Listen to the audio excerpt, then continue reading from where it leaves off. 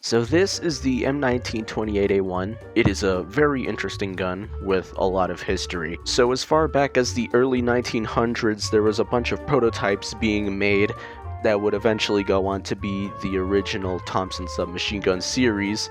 These would be the Persuaders. Persuader 1 and Persuader 2 respectively.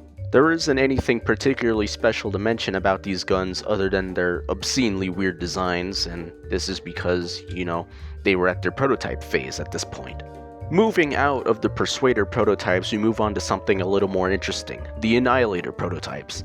These are still prototypes, but you eventually see where they're coming from here. One thing that's very interesting about the Annihilators is that the Annihilator 20, or M1919-1, had a magwell, which is a design trait that the Thompson submachine guns then went on to abandon, so it's pretty interesting to see that the first prototype of the Annihilator seems to have a magwell. Moving on from this, we have two more prototypes, the M1919 and the M1919-8.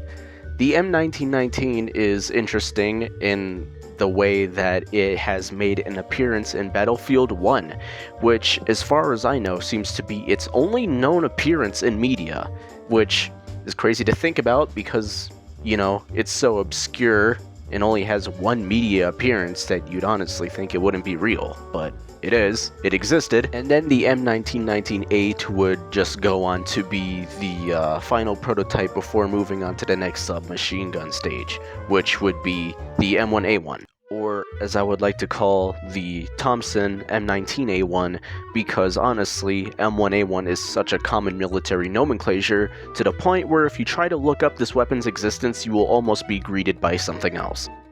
Despite the fact that this gun had a fairly long time coming given its surprisingly extensive design history, this is still an early version of the M1928. The M1A1 has the charging handle on the side, whereas the M1928 has the charging handle directly on top.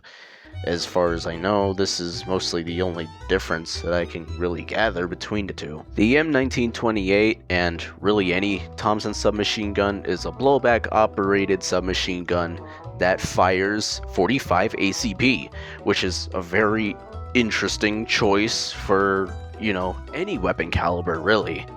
Soldiers who served with this weapon often say, of course, it had a lot of firepower, hits like a fucking truck, but it also had a lot of recoil and extensive mechanical issues. One of my favorites of these mechanical issues would be the fact that it wasn't particularly designed in mind to handle drum mags.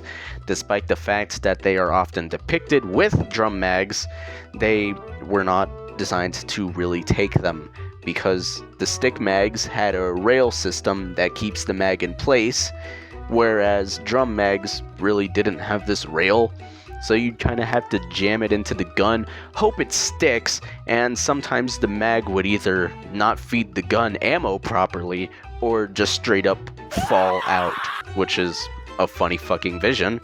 But nevertheless, they were paired up with drum mags. Another modification that Thompson submachine guns were often paired with were these strange barrels that had these ridges along them. Why they were there, I don't really know why, but every single iteration of the Thompson submachine gun, all the way up to the prototypes, had these ridges, or at least strange fixations or structures along the barrel. They paired up this weird ridged barrel with a foregrip, and this is where the Thompson usually gets its iconic look from, this one foregrip. Due to the fact that this gun was expensive, complex, the ammo was expensive, and it had a few problems like, jamming up or having intense recoil, this gun was replaced even in the middle of World War II and phased out after World War II. After World War II, it found its way into the hands of gangsters, the cool ones, and eventually it got used so much by said gangsters that it eventually got outphased from history entirely. It became illegal. You can always find replications of this gun, but good luck getting anything authentic because it has been erased.